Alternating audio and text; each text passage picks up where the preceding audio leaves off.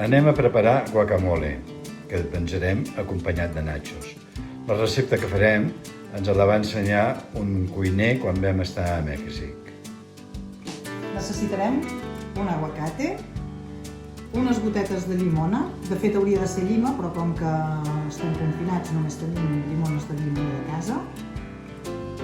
Una mica de tomàquet talladet petit, ceba també talladeta petita, cilantre fresc, en aquest cas serà fresc però congelat, que tenim al congelador, unes gotes de tabasco, això al gust de cadascú, depenent del picant que us agradi, i sal i pebre.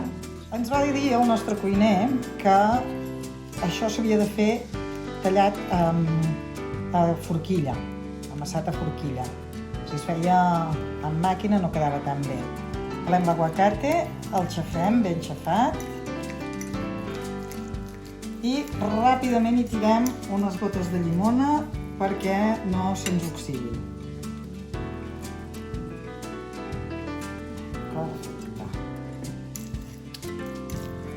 Tot seguit ja hi podem acabar d'afegir els següents ingredients. Jo he picat mig tomàquet i un quart de la ceba. Això depèn de cadascú, si li voleu donar un toc més fresc, s'hi pot posar més tomàquet, un toc més fort, més cebeta. Igual passa amb el cilantre, també a gust de cadascú. I anem remenant, com que l'aguacate estava molt al punt, no costa gens. I afegim també unes gotes de tabasc. A mi m'agrada picantet, vosaltres feu el punt que us agradi.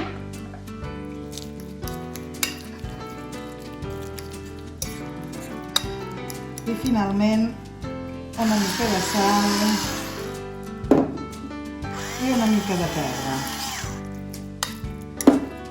I tindrem ja el guacamole preparat. Anem a preparar el que a Mèxic en diuen totopos i nosaltres coneixem com a nachos. Serviran per acompanyar el guacamole.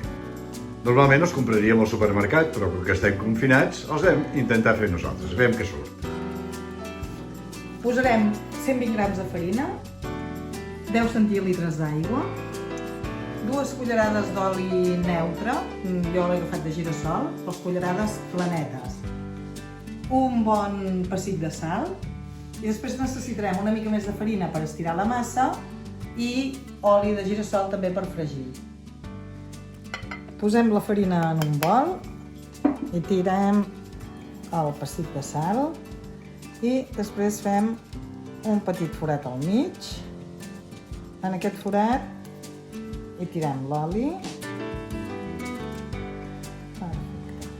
I ara hi anem tirant l'aigua. L'aigua l'hem escalfat una miqueta, que estigui tèbia. No li tirem tota de cop. L'anem tirant a mida que la massa ens la demani. I ara vaig tirant els ingredients secs cap al mig, de manera que es vagin barrejant.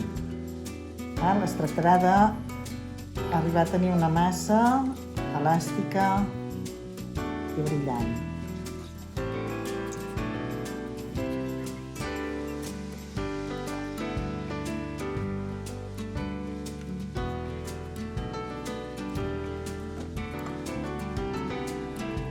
Posem una miqueta d'aigua. Anem deixant que la massa l'engolleixi.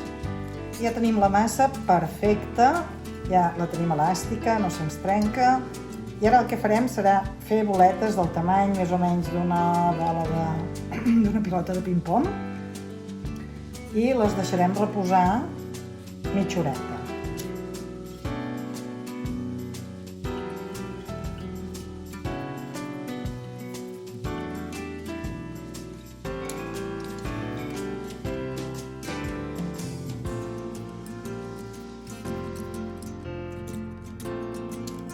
Ja ha passat mitja horeta, hem tapat les boles amb un drap i ara ja anem a aplanar-les.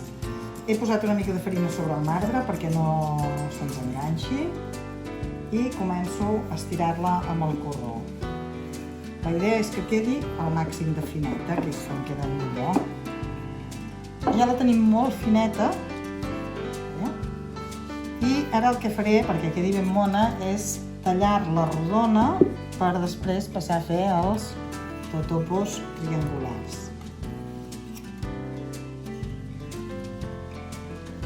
Amb això ja comencem a escalfar l'oli per poder-la fregir. A la paella no cal que hi hagi molt oli. Fem els triangles amb l'ajuda d'un tallapastes. Jo aquesta la tallaré en 8 trossets. I ja els tindrem llestos per fer. Amb l'oli calentet posem els totopos a dintre que es fregeixin.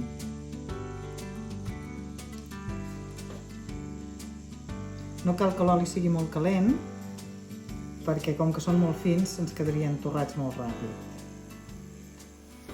Ja els tenim una mica fets, els hi podem donar la volta perquè es facin bé també per l'altre cantó. Un cop tenen aquest color dauradet, els traiem ja i els posem sobre paper de cuina perquè s'escorrin molt ben escorreguts. Mentre anem fregint els totopos, ja començarem a preparar el guacamole.